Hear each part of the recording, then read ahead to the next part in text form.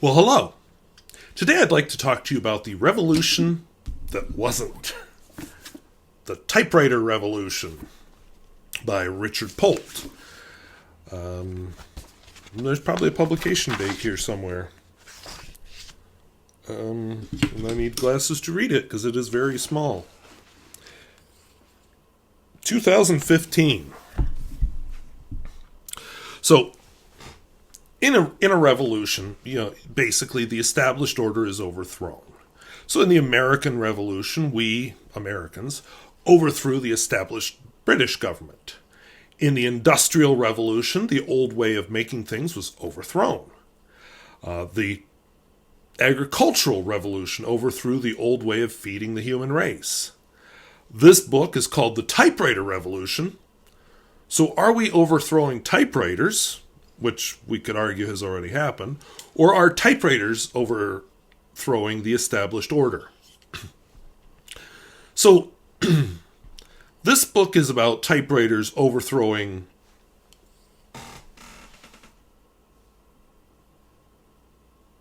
what the hell do I mean by that? So this book is about typewriters. I don't know what I meant by that. It says overthrowing all digital creation.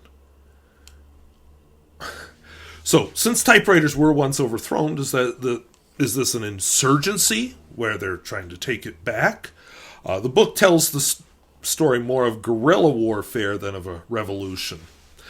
So the book is well illustrated. It has plenty of examples.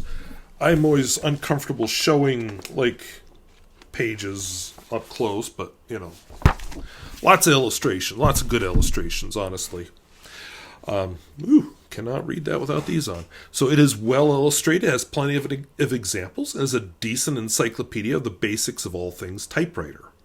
The book looks at how people are using typewriters now, the history of the typewriter, how to maintain and use a typewriter, creation with a typewriter, and then how the typewriter interacts with technology, culture, and art.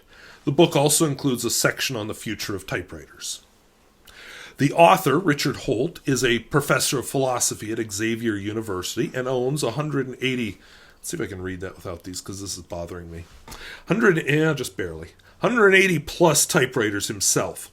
The collection includes typewriters of all ages, and he has to do a lot of repair and maintenance himself, and maintains a website full of useful typewriter information. And he estimates that he has owned over 500 different typewriters in his lifetime. So, I don't. So he probably knows what he's talking about. So while this book does not read as a true revolution, it does show that the typewriter is having a resurgence or a renaissance of sorts. I think this goes along with a renewed interest in fountain pens, of which this channel is a part. People like analog, touchable things that allow them to disconnect from the digital world. I hauled my typewriter up from the basement back during the COVID lockdowns when it seemed like everything I did was on a damn computer screen. And I wanted away from it. And the typewriter was a nice way to get away. It was at the... Oh yeah, I just said that. The first chapter rushed through how classroom teachers are using typewriters, and yes, some are. They talked about street typists, even typewriters made available at local businesses. This was the tale of the revolution, and I was honestly left wanting more. I wanted more logistics, more specifics, more stories, a lot more how-to, and ideas. So this part doesn't read much like a revolution. It's more like, hey, look at these quirky people doing something a little different with typewriters. The only bit of a revolution that I found was a reference to a Gizmodo article, which I think I linked in the description. Hopefully. Yep. Nope. Okay, gotta put that puppy in there. I lost my place. Okay. The only bit of a revolution I found was a reference to a Gizmodo article attacking a hipster using a typewriter in a local coffee shop accompanied by a photograph of said hipster. Yeah, let's really call him out. Naturally, he took exception to this and contacted Gizmodo to give them his side of the story. Since I'm typing the rough draft of this, well, okay, at the time I was typing the rough draft of this on an Underwood that's old enough to be my father, I do understand the hipster, though I personally am too shy to take my typewriter to any of my small town's coffee shops. And yes, we do have one. I was even nervous at first to type when my windows were open. And the videos are out there, like the jackass who dragged a typewriter into a classroom to take notes, with someone there to film him while he takes notes on his manual typewriter. Never mind that the students in the classroom were paying for an education. They weren't paying to provide material for his little comedy routine. So a revolution is, of course, not all fighting. There's a lot of less exciting preparation going on behind the scenes. Troops have to be fed, uniformed, trained. We have to strategize. And that's chapters 2 through 4. If you're more knowledgeable about typewriters, or think you are, these chapters may be less interesting, but it is essential information for a new recruit. And I personally thought that there was a lot in these chapters that I didn't know or hadn't even thought about. So after these 3 chapters, I hoped we'd be now back to the revolution. What I found were some nice little tips for using my quirky retro writing tool, but not a revolution. There were tips about using your typewriter in public, like don't sit by outlets. Also, you will think you are a lot louder than you really are. On the other hand, there is, like I said, the asshole typing in class for laughs. And there were also a few good points about what a wonderful drafting tool a typewriter really is, and that's how I use it. I edited this on the computer. That's where the smooth-sounding words came from.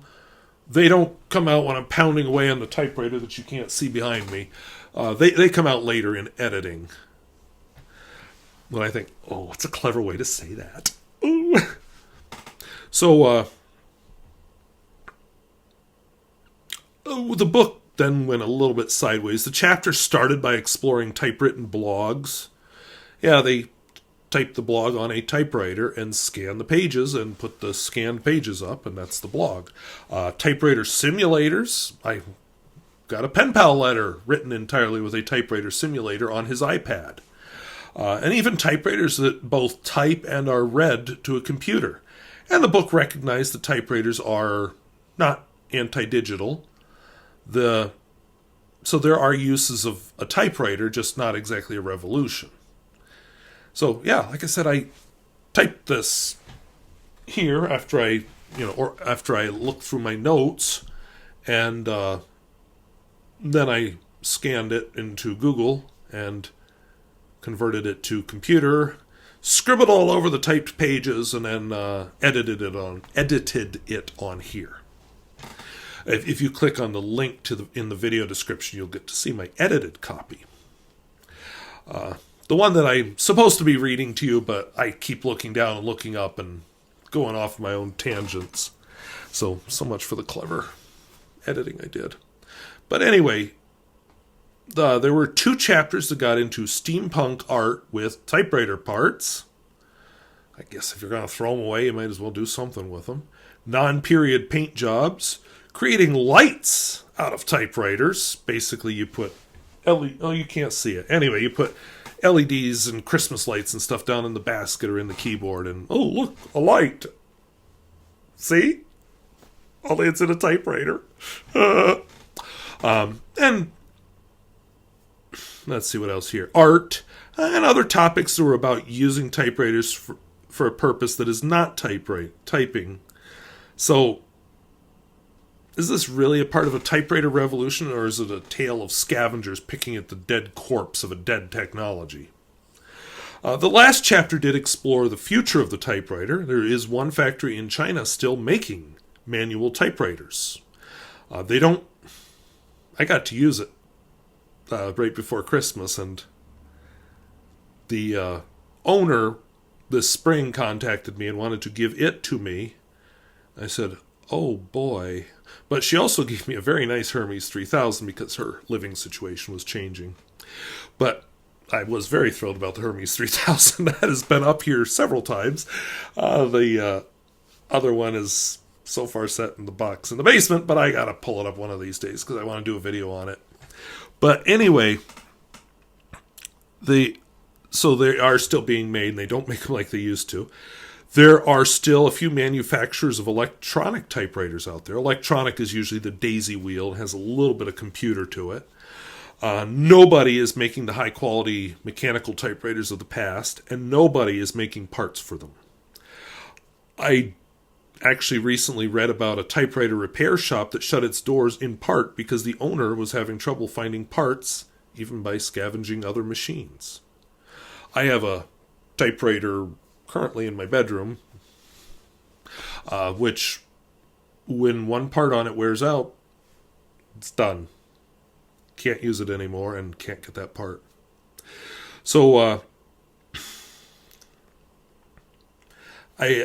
this repair shop, and yes, they are still around. There's actually a channel about, was it Chicago Typewriters or something like that. Anyway, he's in Chicago, and he recently opened a typewriter repair shop, and he does videos that are, and there's a Phoenix repair shop. There's a few YouTube channels where they do typewriter repairs. If you're into that kind of thing, maybe I'll try to put some links to them in the video description. There are also companies still making typewriter ribbons.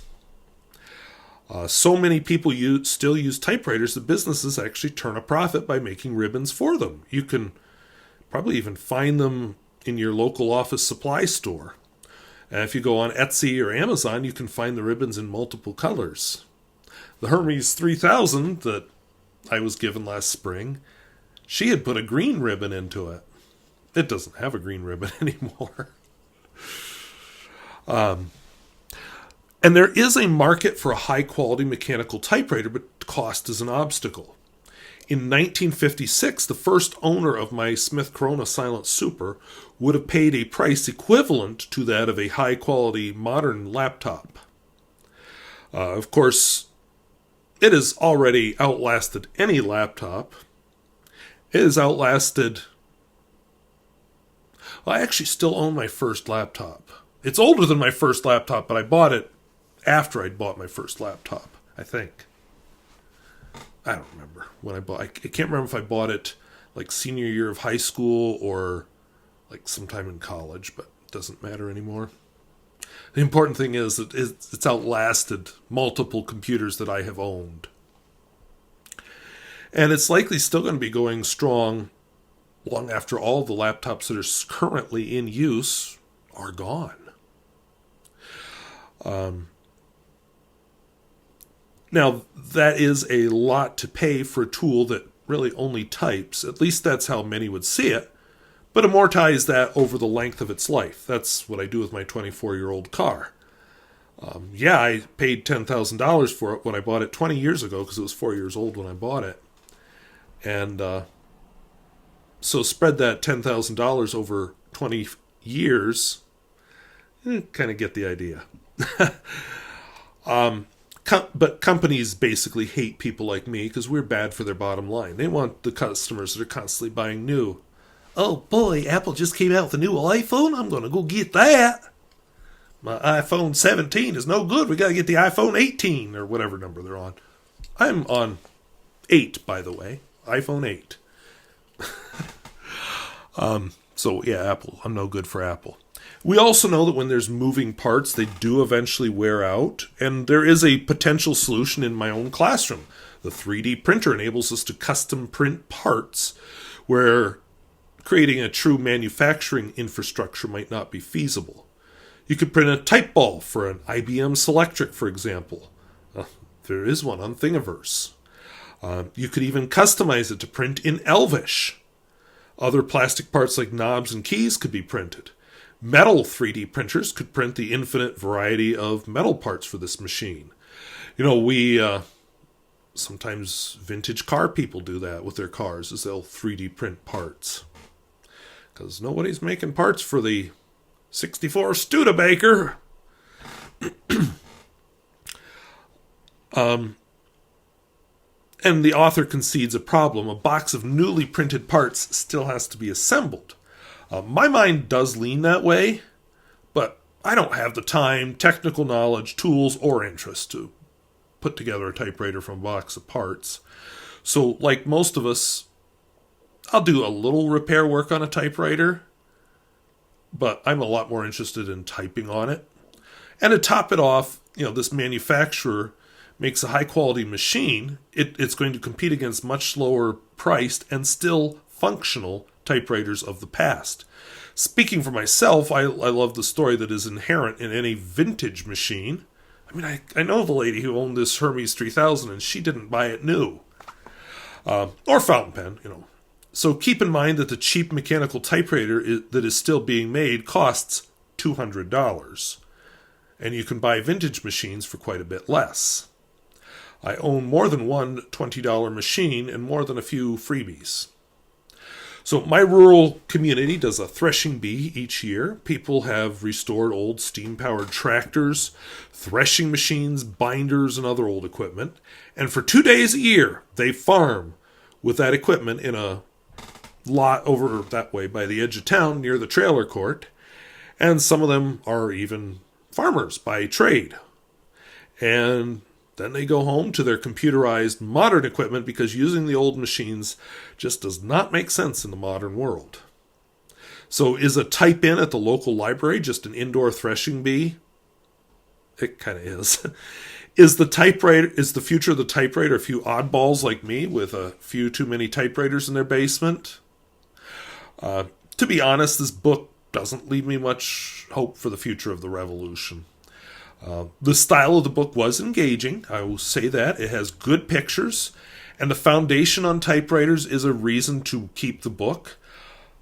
I love my typewriters. I have done a lot of research. I've learned a lot about them. I've done some basic repairs, but the revolution part of the book just was disappointing, and I was just left feeling like, well, there's really not much of a future here. So on that downer note, I want to thank you for watching. Talk to you later. Bye-bye.